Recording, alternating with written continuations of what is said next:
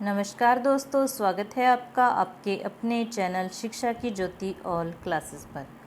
जैसा कि आप सभी को पता है कि हम लोग पढ़ रहे हैं दिल्ली सल्तनत, जिसमें हमने गुलाम वंश और खिलजी वंश कंप्लीट कर लिया है। आज हम पढ़ेंगे तुगलक वंश। कौन सा वंश? तुगलक वंश।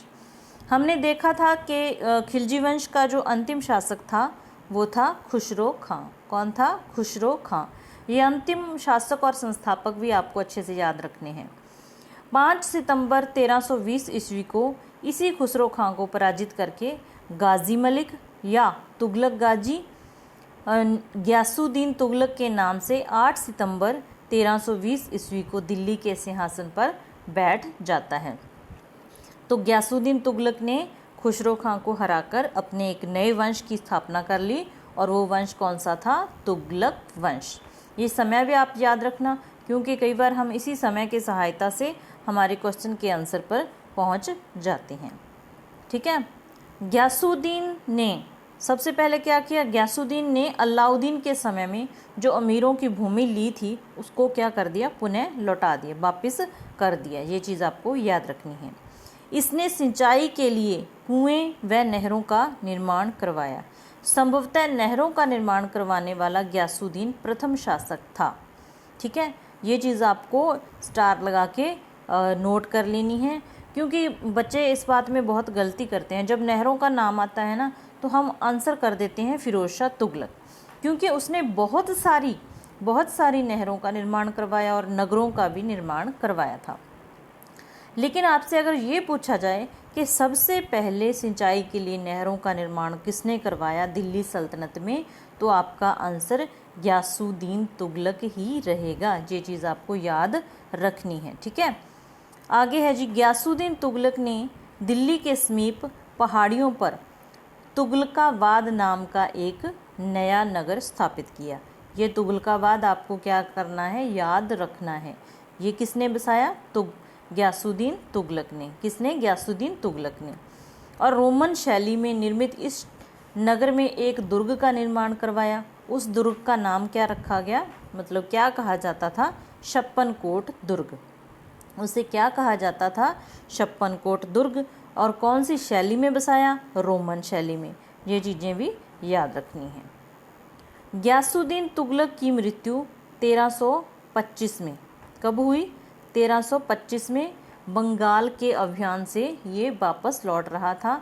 तो जूना खां इसी ग्यासुद्दीन तुगलक का बेटा था, द्वारा निर्मित लकड़ी के महल में दबकर हो गई। कहा जाता है कि जो निज़ामुद्दीन औलिया थे, उनका ग्यासुद्दीन तुगलक से कोई संपत्ति को लेके विवाद था, और जूना खां जो ग्यासुद्दीन तुगलक का बेटा था वो निज़ामुद्दीन औलिया को काफ़ी मानता था।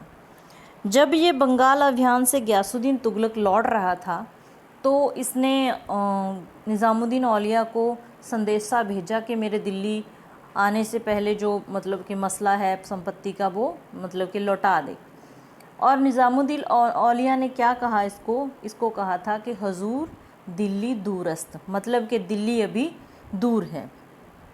तो कहा जाता है कि जो जूना खां था, ग्यासुद्दीन तुगलक का बेटा, और निज़ामुद्दीन औलिया की जो मिली भगत थी, इसी के चलते इन्होंने उसके ग्यासुद्दीन तुगलक के विश्राम के लिए दिल्ली से दूर ही एक लकड़ी का महल बनवाया कि आप यहाँ पर विश्राम कर लीजिएगा।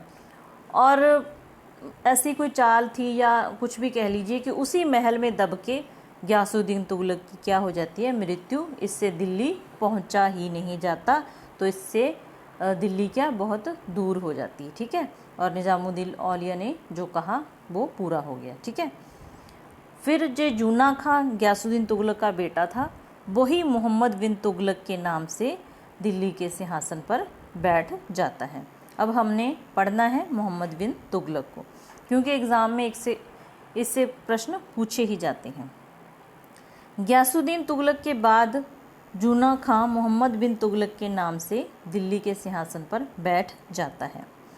मध्यकालीन सभी सुल्तानों में, ये चीज़ भी आपको याद रखनी है, मध्यकालीन सभी सुल्तानों में मोहम्मद तुगलक सर्वाधिक शिक्षित, विद्वान एवं योग्य व्यक्ति था। यानी कि ये बहुत ही पढ़ा लिखा सुल्तान था दिल्ली का। ठीक है, बहुत ज़्यादा पढ़ा लिखा था, परंतु जितना पढ़ा लिखा था उतना ही माना जाता है कि ये मूर्ख था।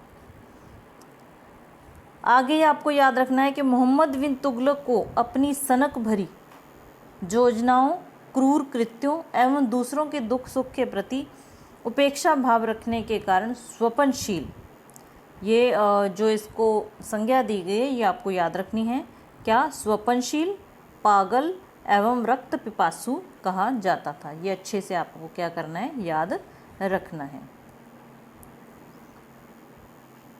फिर जो मोहम्मद बिन तुगलक के कुछ ऐसे कार्य थे जो उसने कार्य किए वो असफल रह गए, और इसी असफलता के कारण ये खुद भी असफल ही हो गया। ठीक है, उन कार्यों को आपको याद रखना है कि ये स्टेटमेंट देके ये पूछे जाते हैं कि ये किसने किया, और आपको याद रखना है। याद कैसे रखना है, इसका नाम है मोहम्मद बिन तुगलक। आप इस तरह से याद रख लीजिएगा कि मोहम्मद बिन अकल, इसका नाम आप बदल लीजिए याद रखने के हमारे मकसद से। इसका नाम रख लीजिए मोहम्मद बिन अकल। भी बिना अकल के था, ये पुट्ठे पुट्ठे काम ही करता रहता था। ठीक है, और ये काम इसके द्वारा किए पूछे जाते हैं। जब आपको मोहम्मद बिन अकल याद आ जाएगा ना, तो अब तुरंत आपको आंसर भी याद आ जाएगा। सबसे पहले इसने क्या किया, दोआब क्षेत्र में कर की कर दी वृद्धि। ठीक है, और जनता हो गई इसके खिलाफ।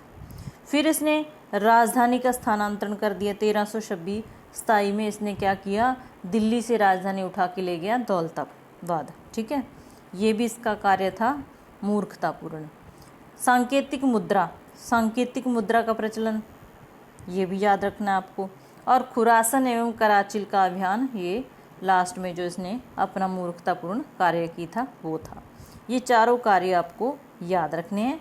दोआब क्षेत्र में कर की वृद्धि कर दी, राजधानी का स्थानांतरण कर लिया, सांकेतिक मुद्रा चला दी, और खुरासन एवं कराचिल का क्या कर लिया, अभियान पर गया। ठीक है, इस तरह से आप याद रखना है कि मोहम्मद बिन अकल ने ये काम किए थे। ठीक है, फिर और क्या किया, इसने कृषि के विकास के लिए अमीर ए कोही, ये याद रखनी है, अमीर ए कोही नामक एक नवीन विभाग की स्थापना की थी। मोहम्मद बिन तुगलक ने अपनी राजधानी दिल्ली से देवगिरी में स्थानांतरण की, और उसका नाम क्या रख दिया, दौलताबाद। ये पुराना नाम भी पूछ लिया जाता है, देवगिरी, ये भी आपको याद रखना है। ठीक है, अगर भाई क्लास आपको अच्छी लग रही है तो लाइक करना, क्योंकि लाइक देख के ऐसा लगता है कि हमने जो कोशिश की है हम सफल हो रहे हैं, बच्चों को समझ आ रहा है, बस यही खुशी महसूस होती है। एक चैनल नया है, सब्सक्राइब बहुत थोड़े हैं, आप बढ़ाओगे तो बढ़ेगा हमारा परिवार। ठीक है, अपने फ्रेंड्स को शेयर कर सकते हो।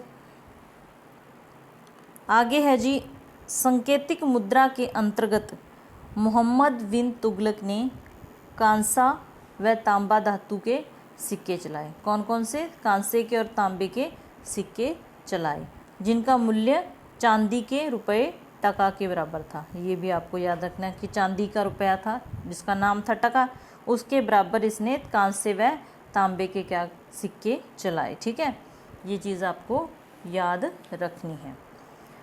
फिर एडवर्ड थॉमस ने मोहम्मद बिन तुगलक को प्रिंस ऑफ मनियर्स की संज्ञा दी। पूछा जा सकता है कि प्रिंस ऑफ मनियर्स किसे कहा जाता है, किस दिल्ली के सुल्तान को कहा जाता है, तो कहा जाता है मोहम्मद बिन तुगलक को प्रिंस ऑफ मनियर्स। किसने कहा, एडवर्ड थॉमस ने ये संज्ञा मोहम्मद बिन तुगलक को दी।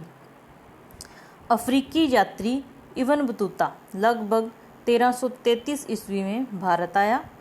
सुल्तान ने इसे दिल्ली का काजी नियुक्त किया।